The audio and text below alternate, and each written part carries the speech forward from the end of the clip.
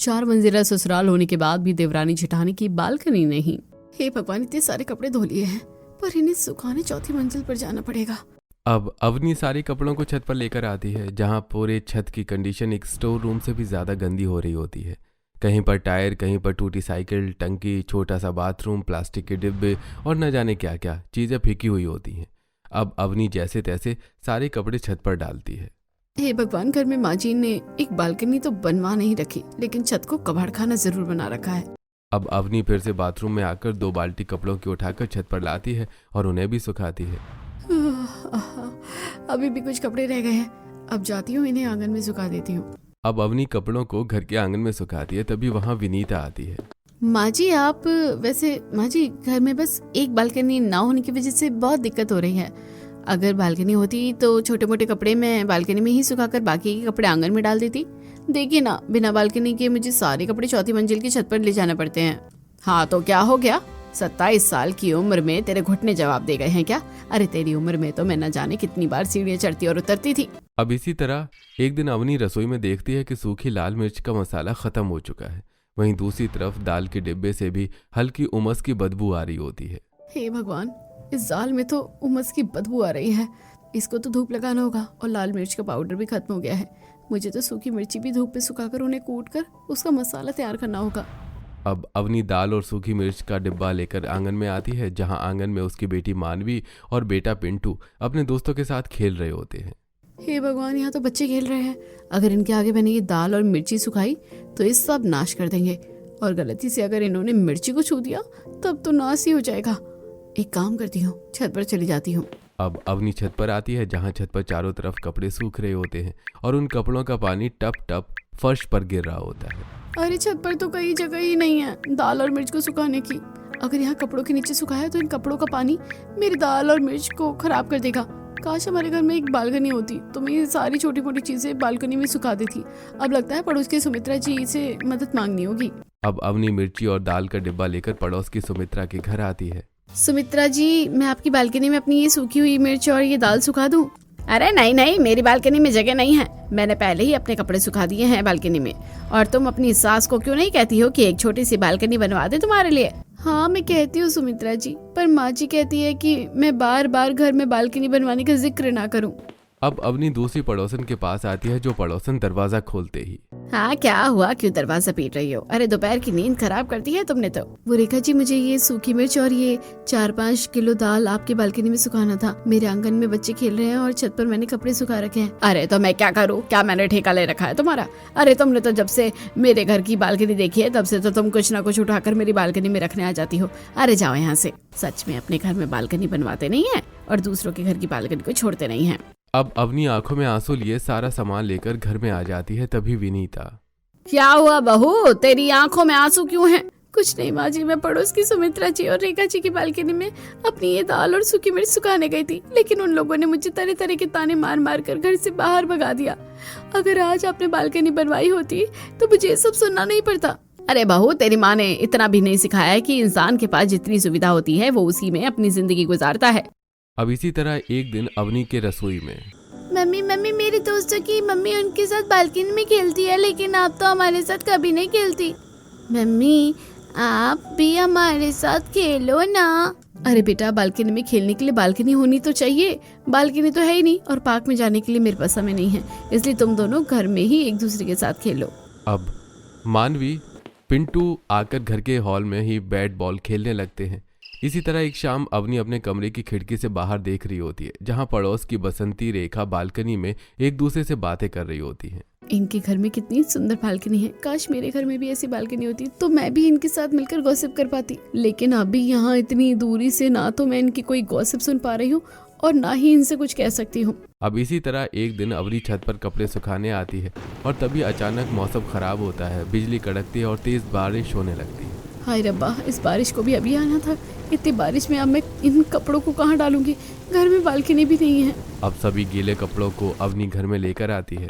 माँ जी, बाहर बहुत तेज बारिश हो रही है। अब इन सारे गीले कपड़ों का मैं क्या करूँ? कहाँ सूखेंगे ये कपड़े? अच्छा, पड़ोस की बसंती जी से बोलूँ कि वो अपनी बालकनी में हमारे इन कपड़ों को सुखा दे। नहीं, रहने दे। एक काम कर, यहीं हॉल में रस्सी बांध के सारे गीले कपड़े सुखा दे। अब अवनी अपनी सास के कहने पर हॉल में ही रस्सी बांधती है और पूरे हॉल में गीले कपड़ों को सुखा देती है।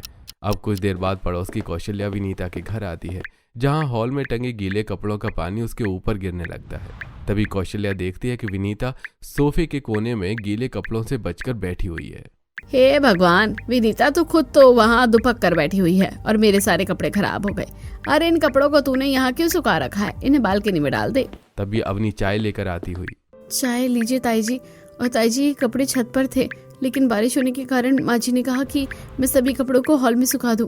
अरे तो हॉल में क्यों डाला बहू? बालकनी में डाल देती ना तो थोड़ी हवा बहुत लगती, तो कपड़ों में बदबू चली जाती और कपड़े भी सूख जाते।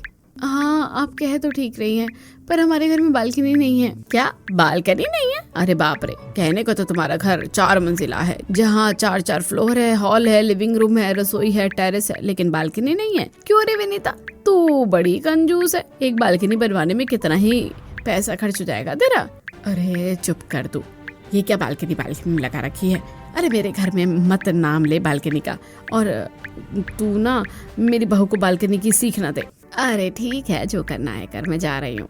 इसी तरह कुछ हफ्ते गुजरते हैं और अब विनीता अपने घर में छोटी बहू लाने का फैसला करती है। बेटा रजत, मैं सोच रही हूँ अब तेरी शादी करवा दूँ।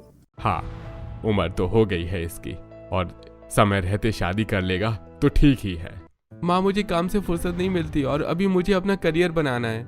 बेटा, करियर की टेंशन तू क्यों लेता है? हमारा खुद का बिजनेस है जिसे मैं और तेरा बड़ा भाई संभाल ही रहे हैं, इसलिए तू शादी कर ले और फिर आराम से बिजनेस संभाल लियो।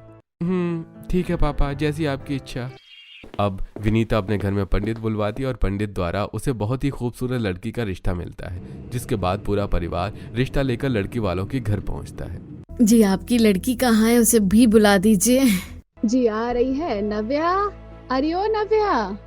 गाइस, मेरी मम्मी मुझे बुला रही है, मुझे जाना पड़ेगा। फाइनली मुझे लड़के वाले देखने आ चुके हैं। आई होप मैं उन्हें पसंद आ जाऊं और फिर मैं अपनी नेक्स्ट वीडियो अपने ससुराल की बालकनी से ही डालूंगी। Bye bye. अब नव्या चाय नाश्ता लेकर लड़के वालों के पास आती है। अरे लड़की तो बड़ी प्यारी है आपकी। हाँ, बिल्कुल ही सही कहा। और मैं तो अब यही कहूंगी मनोरमा जी कि अब आप जल्द से जल्द अच्छा सा मुहूर्त निकलवा लीजिए। अब हम अपने बच्चों की शादी जल्द से जल्द करवा देंगे। तभी अवनी साइड से देखती है कि हॉल के सामने सुंदर बालकनी बनी है। देवरानी जी, आप बालकनी में थी क्या?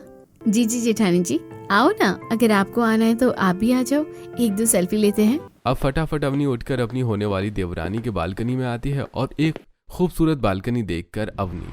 देवरानी जी, बालकनी तो आपकी बहुत सुंदर है। ये तरह तरह के फूल, ये झूले, ये सब खूबसूरत है। मेरे मायके में तो ऐसी ही बालकनी है। अच्छा, और ससुराल में ऐसी बालकनी है? हमारी जेठानी जी बताइए ना, मुझे बालकनी का बहुत शौक है। अब ये सवाल सुनकर अवनी के चेहरे की खुशी पल भर में गायब हो जाती है और मायूसी से उसका चेहरा झुलस जाता है। अरे क्या हुआ जेठानी जी, आप एकदम से इतनी खामोश क्यों हो गई? नहीं कुछ नहीं, वो माँ जी बुला रही है, मैं जाती हूँ। रुकी, फोटो तो ले लीजिए। अब अवनी फोटो लेती है।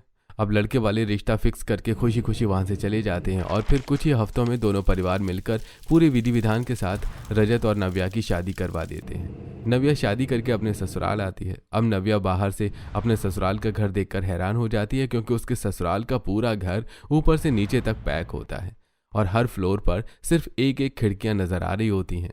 अरे कैसा घर है मेरे ससुराल वालों का? यहाँ तो पूरा घर सील पैक है और हर फ्लोर पर बस एक छोटी सी खिड़की बनी है। यहाँ बालकनी नहीं है क्या? अरे जब घर 4 मंजिला है तो बालकनी भी होगी ही, और शायद वो बालकनी दूसरी तरफ होगी। अरे नव्या कहाँ खो गई है? मम्मी आरती लेकर खड़ी है, अंदर चलो ना। हाँ बहू, कलश गिराकर घर के अंदर प्रवेश करो। अब नव्या कलश गिराकर गृह प्रवेश करती है और अपने पति के साथ अपने कमरे में आती है। अब नव्या तेज तेज अपने गर्दन और कमर पर खुजली करने लगती है। अरे क्या हुआ नव्या, तुम परेशान लग रही हो? मुझे थोड़ी इरिटेशन हो रही है, लहंगा बहुत भारी है और मुझे बहुत घुटन सी महसूस हो रही है। चलो ना बालकनी में चलते हैं, मैं थोड़ा बालकनी में घूम लूंगी तो अच्छा फील करूंगी। अच्छा, तुम्हें घुटन महसूस हो रही है? और क्या कहा, बालकनी नहीं? बालकनी नहीं, रुको, मैं ना खिड़की खोल देता हूँ, तुम्हें अच्छा महसूस होगा। अब रजत अपने कमरे की खिड़की खोलता है। नव्या खिड़की के पास आती है। नहीं, मुझे यहाँ अच्छा नहीं लग रहा, खिड़की से तो हवा भी नहीं आ रही है, मुझे बालकनी की तरफ लेकर चलो ना। बालकनी कहाँ है? अरे वो बालकनी तो है नहीं मेरे घर में नव्या। अब ये सुनते ही नव्या के तोते उड़ जाते हैं। क्या मेरे 4 मंजिला के ससुराल में बालकनी नहीं है? ऐसा नहीं हो सकता, आप लोगों ने मुझसे झूठ कहा। अगर मुझे पहले पता होता ना तो मैं ये शादी नहीं करती। शांत हो जाओ नव्या, मुझे पता है तुम्हें बुरा लग रहा है, पर हमारी माँ नहीं जानती कि इस घर में कभी बालकनी बने। समय आने पर तुम्हें वजह भी पता चल जाएगी। अब नव्या गुस्से से तिलमिलाती हुई सो जाती है और अगले दिन सुबह जब नव्या रसोई में पहली रसोई का खाना बना रही होती है तो पीछे से उसकी जेठानी आती है, जिसे देखकर नव्या, जेठानी जी आप, अरे आपने मुझे पहले क्यों नहीं बताया कि हमारे ससुराल में बालकनी नहीं है? अरे आपने तो अपनी आंखों से देखा था कि मैं अपनी बालकनी में कितना खुश थी और कैसे रील बना रही थी। अब मैं वैसी रील कहाँ से और कैसे बनाऊंगी? मैं समझ सकती हूँ देवरानी जी आपकी तकलीफ को, लेकिन मैं आपको उस वक्त सच नहीं बता सकती थी, क्योंकि अगर मैं सच बताती तो वो रिश्ता टूट जाता और फिर माँ जी मुझे सुनाती। पर सच तो ये है कि इस 4 मंजिले मकान में बालकनी का ना होना मुझे भी बहुत खलता है। पर वजह क्या है बालकनी ना होने की जेठानी जी? पता नहीं, माँ जी ने कभी कुछ बताया नहीं है इस बारे में, वो तो बस गुस्सा करती है बालकनी का नाम सुनते ही। अब नव्या चुपचाप अपनी जेठानी के साथ मिलकर घर वालों के लिए खाना बनाती है और उन्हें खाना खिलाती है। अब शाम को नव्या सबको चाय देती है, सभी लोग चाय पीते हैं। चाय बहुत अच्छी बनी है बहू। हाँ चाय तो मैं अच्छा बनाती हूँ, लेकिन इस चाय को पीने का मजा सिर्फ बालकनी में ही आ सकता है, कमरे में नहीं। तभी अवनी ये सुनकर, अरे तो देवरानी जी क्या हो गया, बालकनी नहीं है तो खिड़की तो है ना, चलिए खिड़की के पास चलकर हम दोनों चाय पीते हैं। अब दोनों देवरानी जेठानी कमरे में आती हैं और खिड़की खोलकर चाय पीती हैं। तभी वो खिड़की से देखती हैं कि पड़ोस की एक देवरानी जेठानी बालकनी में शाम की चाय और पकौड़े खा रही हैं। देखो जेठानी जी, वो पड़ोस की देवरानी जेठानी कैसे मजे से बालकनी में शाम की चाय और पकोड़े खा रही हैं। मेरा भी यही सब सपना था। सपना तो मेरा भी यही था देवरानी जी, पर अब उन सपनों को अपनी ही आंखों से किसी और को करता देख रही हूँ। तभी पड़ोस की देवरानी जेठानी नव्या और अवनी को देखकर, अरे देखो जेठानी जी, उस तरफ उस 4 मंजिला के घर की खिड़कियों की ओर देखो, उस खिड़की से हमें 2 औरतें देख रही हैं। अरे वो और कोई नहीं, विनीता जी की घर की बहू है देवरानी जेठानी, लगता है हमारी बालकनी को देखकर जल रही हैं। चलो चलते हैं यहाँ से। अरे इन्हें क्या हो गया, ये लोग अचानक कैसे चले गए? लगता है हमने इन्हें कुछ ज्यादा ही घूर लिया। अब अगले दिन नव्या बाथरूम में बैठकर गंदे कपड़ों को धो रही होती है। अरे देवरानी जी अकेले धो रही हो कपड़े, मुझे बुला लेती, लाओ मैं मदद कर देती हूँ। अब दोनों देवरानी जेठानी भर भर कर कपड़े धोने लगती हैं। जेठानी जी कपड़े तो धो रही हूँ, पर क्या इन सभी कपड़ों को हमें 4 मंजिल की छत पर सुखाना होगा? तभी वहाँ पर विनीता आ जाती है। माँ जी अच्छा हुआ आप आ गई। माँ जी देखिए ना, कपड़े बहुत ज्यादा हैं, अभी तो हम इन्हें छत पर ले जाएंगे बारी बारी से, लेकिन अगर घर में बालकनी होती तो ठीक रहता। अरे रहने दो देवरानी जी, ये क्या बोल रही हो? माँ जी ये पागल है। आज तो बोल दिया छोटे बहू, लेकिन दोबारा इस घर में बालकनी बनवाने का नाम भी मत लेना, और हाँ घर की बनावट जैसी है उसी में एडजस्ट करो। अब इतना कहकर विनीता वहां से चली जाती है। वहीं अब कपड़े धोकर दोनों देवरानी जेठानी बारी बारी छत पर जाती हैं। अब नव्या पहली बार जब छत पर आती है तो छत की कंडीशन देखकर उसे बहुत गुस्सा आता है, क्योंकि छत चारों तरफ से गंदी होती है। कहीं टायर, कहीं टूटी साइकिल, फिर टंकी, वहीं बगल में छोटा सा बाथरूम और रस्सी पर कुछ कपड़े सूख रहे होते हैं। हे भगवान जेठानी जी, ये क्या? माना हमारे 4 मंजिल ससुराल में बालकनी नहीं है, लेकिन कम से कम छत ये तो अच्छी होनी चाहिए, लेकिन इसकी भी तो ऐसी की तैसी कर रखी है आप लोगों ने। अरे अब इंसान माइंड फ्रेश करने के लिए जाए तो जाए कहाँ? आपकी बात ठीक है देवरानी जी, लेकिन मैं अकेली जान कितना साफ करूंगी? और फिर ऊपर से माँ जी घर के सारे कूड़े कचरे को लाकर छत पर रख देती है और फिर महीने के आखिरी में उन्हें कबाड़ी वाले को भेज देती है। ओ गॉड, घर को तो बिल्कुल चोल बना रखा है। अरे चोल में रहने वाले लोग भी ना अपने घर को साफ रखते हैं, और बालकनी तो अब उनके घर में भी होती है। अब नव्या अवनी कपड़े सुखाकर नीचे आ जाती हैं। इसी तरह कुछ हफ्ते गुजरते हैं और एक दिन नव्या के पास सोशल मीडिया की तरफ से एक इम्पॉर्टेंट कॉल आती है। नव्या उस कॉल को उठाती है, लेकिन कमरे में बार बार नेटवर्क इशू होने शुरू हो जाते हैं। हेलो हेलो सर, आपको मेरी आवाज आ रही है? हेलो, आर यू ऑडिबल और नॉट? मैम आप क्या बोल रही हो? हेलो हेलो, कुछ सुनाई नहीं दे रहा है। ओ गॉड, नेटवर्क इशू भी तो अभी होना था। अब नव्या फोन लेकर छत पर जाती है और बात करके नीचे आती है, लेकिन फिर कुछ मिनट बाद दोबारा फोन आ जाता है और फोन उठाते ही फिर से नेटवर्क इशू शुरू हो जाता है। अरे इनकी कॉल तो दोबारा आ गई। हे भगवान, मैं दोबारा अपने 4 मंजिल की छत पर नहीं चढ़ सकती। बालकनी होती तो अच्छी खासी बात हो जाती। अब आंगन में जाना होगा। अब जब तक नव्या आंगन में आती है, सोशल मीडिया के अथॉरिटीज वाले फोन कट कर देते हैं। नव्या दोबारा फोन करती है तो नेटवर्क इशू के कारण फोन लगता ही नहीं है, जिस वजह से नव्या का गोल्डन अपॉर्चुनिटी छूट जाता है। अब नव्या परेशान हो रही होती है कि तभी सामने से उसका पति वहां आता है और नव्या अपना सेल्फ कंट्रोल खोते हुए गुस्से में फोन को रजत के मुंह पर फेंक देती है। तुम्हारा दिमाग खराब हो गया है कि नव्या? ये क्या कर रही हो तुम? मैं क्या कर रही हूँ? अरे तुम लोगों ने क्या कर रखा है, तुम्हें दिखाई नहीं दे रहा? अरे ये घर है या माचिस का डिब्बा, समझ नहीं आता। अरे जहाँ आप लोगों ने 4 मंजिला घर खड़ा कर दिया, वहाँ आप लोगों से एक बालकनी नहीं बनाई गई? आज आप लोगों की वजह से मेरे सोशल मीडिया का इतना बड़ा डील मेरे हाथ से निकल गया, just because of network issue. मैं कभी छत पर जा रही तो कभी आंगन में आ रही हूँ, लेकिन फिर भी मैं बात नहीं कर पाई। अच्छा ठीक है, काम डाउन। मैं क्या करूं, मुझे कुछ समझ में नहीं आ रहा है। फिलहाल मैं फ़ोन ठीक करवा दूंगा शाम तक, तुम जाओ कमरे में। अब इसी तरह कुछ हफ्ते गुजरते हैं और एक दिन रसोई में अवनी फ़ोन में अचार और पापड़ बनाना देख रही होती है। देवरानी जी देखो कितनी अच्छी तरीके से इन्होंने पापड़ और मिर्ची का अचार बनाया है। अगर बालकनी होती ना तो हम भी बना लेते, पर अफसोस कि हमारे इस 4 मंजिला के ससुराल में हम दोनों देवरानी जेठानी की बालकनी ही नहीं है। तो क्या हो गया जेठानी जी, अगर बालकनी नहीं है तो हमारी छत तो है ना, हम छत पर बना लेंगे अपनी अचार और पापड़। अब दोनों ही देवरानी जेठानी ढेर सारी मिर्ची को काटती हैं, फिर कढ़ाई में कुछ मसालों को भूनती हैं, फिर दूसरी तरफ साबूदाना को अच्छे से भूनकर मिक्सी में पीसकर उबालकर उसके अंदर काली मिर्च, नमक और कुछ चटपटे मसाले डालकर उसका बैटर बना लेती हैं। अब दोनों ही देवरानी जेठानी छत पर आकर एक जगह मिर्ची का अचार फैलाती हैं और दूसरी तरफ पन्नी पर वो साबूदाने के पापड़ हाथ से पसारने लगती हैं। चलिए जेठानी जी हो गया, अब हम 2-3 घंटे बाद आकर देखेंगे, तब तक इसमें धूप भी लग जाएगी। अब दोनों देवरानी जेठानी नीचे आती हैं और घर वालों को खाना खिलाती हैं। अरे क्या कर रही थी बहू तुम दोनों छत पर? हाँ देखा तो मैंने भी था तुम दोनों को। वैसे क्या करने गई थी तुम छत पर? तुम दोनों थकती नहीं हो क्या इतनी बार छत से ऊपर नीचे करके? अरे माँ जी अब बालकनी नहीं है तो सारा काम छत पर ही जाकर ही करना पड़ेगा ना। वैसे मैंने और जेठानी जी ने मिलकर पापड़ और अचार बनाया है। हाँ माँ जी, अब बस अच्छे से उसमें धूप लग जाए। अब 3-4 घंटे बाद जब अवनी और नव्या छत पर आकर अपने पापड़ और अचार देखती है तो अचार और पापड़ के ऊपर कबूतर और कौवे बैठे हुए होते हैं और कई जगहों पर उन्होंने बीट भी कर दिया होता है। ओह दुरट! हे भगवान जेठानी जी, हमारे पापड़ों पर तो कबूतर और कौवे ने बीट कर दिया और ये भाग भी नहीं रहे। हट हट हट हट। हाँ देवरानी जी, और ऊपर से कबूतरों ने सभी अचारों और पापड़ों पर चोंच भी मार दिया। अब इसे कैसे खाएंगे हम लोग? तभी पड़ोस की सुमित्रा, अरे रे अचार और पापड़ खराब हो गया दोनों देवरानी जेठानी का। वैसे ये तो होना ही था। अरे ये सब भला कोई छत पर सुखाता है? अरे इसे तो बालकनी में सुखाया जाता है, वो भी नजरों के सामने, ताकि हम बार बार जाकर इसका ध्यान रख पाए। लेकिन तुम तो 4 मंजिला की छत पर इसे रख कर चली गई और जब तक तुम नीचे से ऊपर आती हो तब तक ये सभी पक्षी तुम्हारे अचार और पापड़ का सर्वनाश कर देते हैं। आप बिल्कुल ठीक कह रही हो, पर काश ये बात हमारी सास भी समझ पाती। सारी मेहनत खराब हो गई देवरानी जी। अब गुस्से में सभी चीजों को उठाकर नव्या और अवनी नीचे लाती हैं। अरे क्या हुआ, इतनी जल्दी ये सूख भी गए? नहीं माँ जी, ये सूखे नहीं है बल्कि ये खराब हो गए हैं। हाँ, कौवे और कबूतरों ने मिलकर इनका सर्वनाश कर दिया माँ जी। काश अपने घर में एक बालकनी बनवाई होती तो आज हमें इसे आराम से अपनी आंखों के सामने बालकनी में सुखा सकते थे और फिर ये बनकर अच्छे से तैयार भी हो जाता। फिर वही बालकनी की बात, कितनी बार समझाऊं कि मेरे आगे बालकनी का नाम मत लिया करो। अब गुस्से में विनीता वहां से चली जाती है। वहीं अवनी और नव्या भी सारे पापड़ और अचार को डस्टबिन में फेंक देती हैं।